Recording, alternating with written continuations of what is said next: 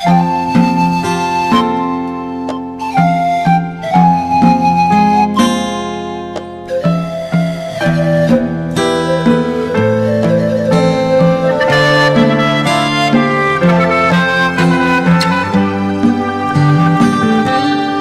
ดได้บ่น้องนี้อย่าสั่งเด้อลาอ้ายนอนภาวะเมื่อหัวเจ้าเปลี่ยนใจหัวใจทั้งเจ็บทั้งจนต้องทนฝืนกลืนน้ำตาภาพเก่าที่ลอยมาอ้ายหูสะตาของตัวเองเรื่องฝังใจที่เคยสัญญาจะได้บอกเก็บคำว่าหลอกผิดหวังซ้ำมาซ้ำไปมาอกหักอีกแล้วน้องยังมาปุ่นหัวใจมีจากไปเหลือไว้แต่ความทรงจำอ้ายกอดอยู่แต่ในความเหงาส่วนตัวเจ้ากอดเขาทั้งคืนสุดจะฝืนใจห้างๆผู้บ่าวหายหักสะอ่อนคนหน้าตาดีกับพร้อมเปลี่ยนสี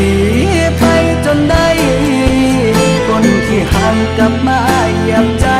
เก็ดกันได้ลงคอ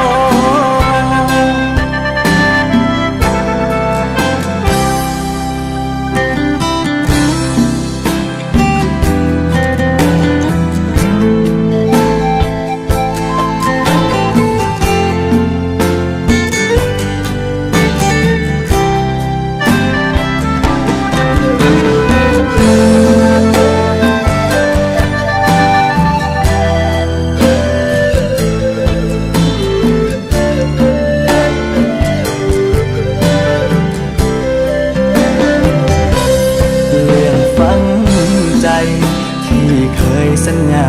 จะได้บอกเก็บคำว่า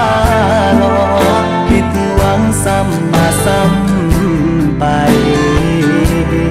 มาอกหักอีกแล้ว